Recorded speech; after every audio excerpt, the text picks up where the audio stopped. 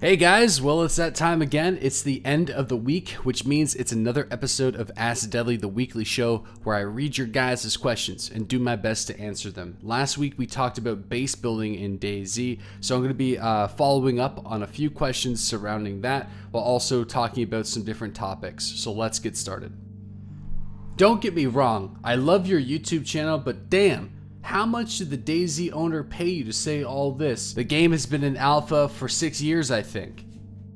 Alright, so you basically got verbally blasted in the comment section last week, and I'm not too sure if you're intentionally trying to trigger people. If you did, you definitely succeeded. But I think it's pretty obvious. Myself and many other content creators, we are on payroll with both. No, I'm just fucking around. We get no money from these videos other than what we earn from advertisements, which depending on how many views you get, it kind of snowballs. So somebody who's my channel, the average month, I make about $600 usually from this YouTube channel. So I do streaming full time, but these daily videos are not really like, it's not my basic, it's not where I get my income. So I don't make that much money. I don't really do sponsored content. I've never really been interested in doing that.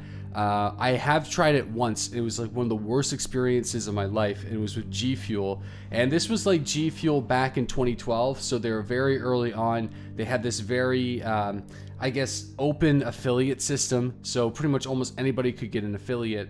And I think I had an advertisement video on my channel, and they sent me some free G Fuel, and I remember hating it and just being so like weirded out. I'm like, well, I can't make a fucking video now because I don't like the stuff. I mean, they gave me it specifically for me to be like, hey, get G Fuel and stuff, and then on any sale that I would make, I would try to like get like, I think 15% or something like that. But basically it turned out to be just some sort of weird affiliate sales system. You weren't actually sponsored by them. You were selling their product for a commission. You were a consultant basically, or a remote salesperson. And many of these companies say that they're sponsoring like their gamers, but in reality, they're just putting them to work.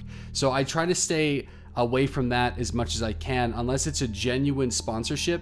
And I've never had one. I would love to get one with Astro, and maybe give you guys some free headsets. I think Minder has an Astro sponsorship, and he actually gets gear to give away, and that's cool. Like if they support, if it's like a equal and mutual relationship, I think it makes sense. Anyway, so I know this wasn't really the question or what was written in the comment, but I wanted to kind of get into that a little bit, the financial state.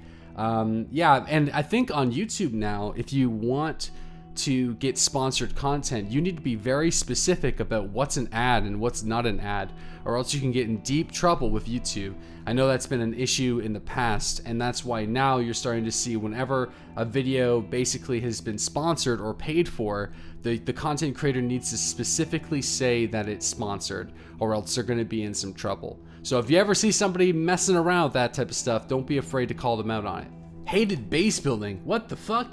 You like running around for 3 hours to die in 2 minutes? Base building made DayZ fun and had a reason to respawn/join server after every death. DayZ standalone has been in alpha for 6 years, which it hasn't. You guys can't. Who the fuck taught you guys math?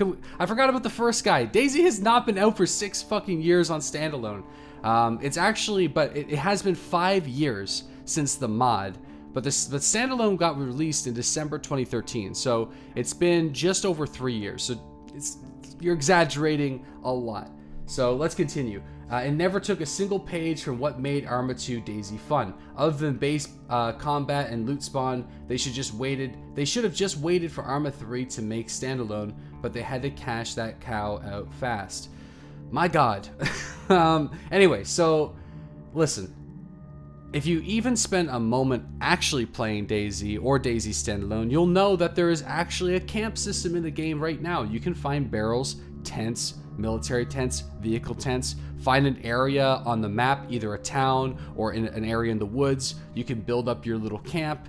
You can even build persistent campfires and things like that, and store and organize your loot. And the same thing was in the DayZ mod. In fact, the exact same system for the longest time. So you just found tents, mostly they were like camo tents, and you would place them around and hide them in the woods so players wouldn't be able to find them. It wasn't until DayZ Epoch was introduced as a mod much later in the mod's development which introduced the building style, which pretty much influenced the game Rust. The problem with that, though, is if you've I feel like you didn't play it, and I'm sorry to I'm calling you out on this, but man, Epoch can be really AIDS, and I know certain servers have toned it down, but there used to be towers that shot up 100, 200, sometimes even 300 meters into the sky with no physics or anything like that. Some of the most goofy shit. It would just pollute the entire world, make it look ugly and gross. So that system in Epoch, although people found it really fun, it's not a system that's going to be in DayZ standalone, but there is already methods of storing supplies in DayZ, and the system that they're going to be introducing for base building is going to be much more realistic and much more rewarding. And so to think that standalone's not going to have some sort of storage and base system, it's already been confirmed. So before you get embarrassed by your own ignorance, do some research, or at least do some simple math at the very least. Cringe moment when you said ammo should be more rare.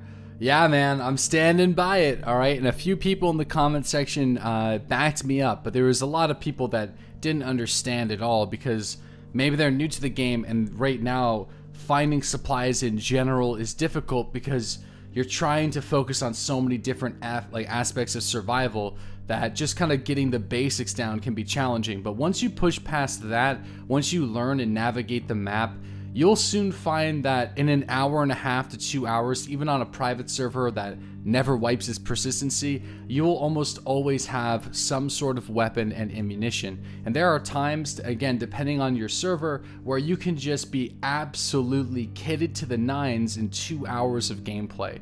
So for a lot of us who are hardcore DayZ players, the ones that are still watching DayZ videos, you guys gotta be still enjoying the game, because there's, it's a very niche game right now. So for you guys, DayZ is what appeals to you. So people love a challenge. Making the game too easy should never be what game developers should be trying to do.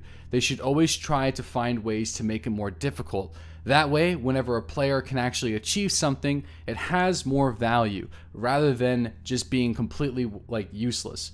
World of Warcraft is a great example of that. Back in vanilla, it was an incredibly difficult and challenging game, and guess what? It became one of the most popular video games in the world because people enjoyed the challenge.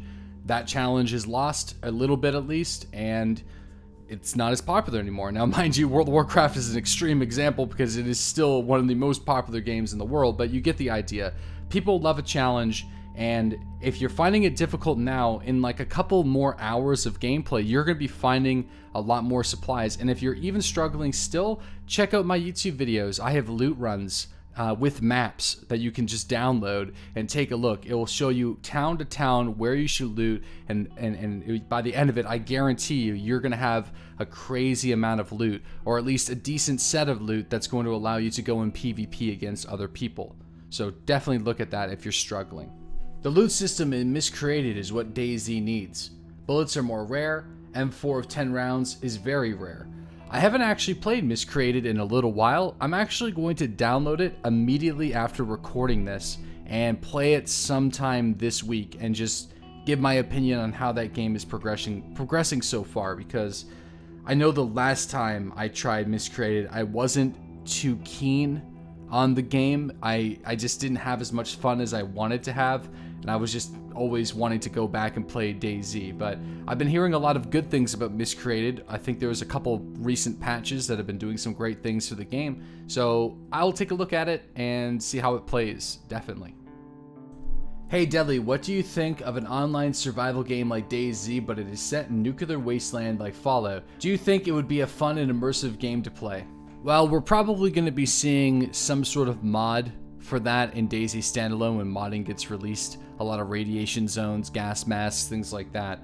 I would love to see another game development company take a stab at the survival MMO. I think the survival MMOs have massive potential, but unfortunately have a bad rep in the gaming community for just shitty early access experiences. So I'm always down to see more survival games, and if it was good or just as good as DayZ, I would totally play it. But I don't know, I'm skeptical at best. I'm hopeful that sometime in the future someone will be able to make a good game that's based off the morals of DayZ, but it hasn't happened yet. I would also like to see a game that is sort of similar to the TV show Alone. And if you're unfamiliar with that, Alone is a show on the History Channel where 10 people go into the wilderness and they're allowed to bring 10 items. And basically the last one standing wins $500,000. But I think that concept would be amazing for a video game and has a lot of potential. Maybe with different achievements and different feats, you can unlock different items that you can take in, maybe changing your survival experience, maybe not necessarily making it easier or better, or just making it different. So like basically bring in like a fire steel or matches or a big lighter. I think something surrounding that idea would be awesome. I don't know how it would be put off, if it would be single player, co-op, online multiplayer, like you would join a server and you would start on that server and the server would persist over time. But I'm totally interested in video games like that. So if you know anything similar to that, let me know in the comments. Well guys, not a whole lot of comments tonight, but a decent amount of discussion. If you guys want to get a chance to get in next week's video, then please leave your comment below this channel, and also upvote similar comments and questions, because I read the top first. So the most rated comments will almost guaranteed to be on the episode. We're just getting to the point where there's just so many questions that I'm just unable to answer them all. But if you have anything, I'm also streaming every single day from 8:30 a.m. And Sundays at noon. So if you're interested or if you have a question, just go into my chat and try to get a hold of me and ask me, and I will do my best to get back to you, or one of my moderators or community members will be able to answer your question, especially if it's DayZ oriented. Have yourselves a fantastic night, and I'll talk to you guys tomorrow.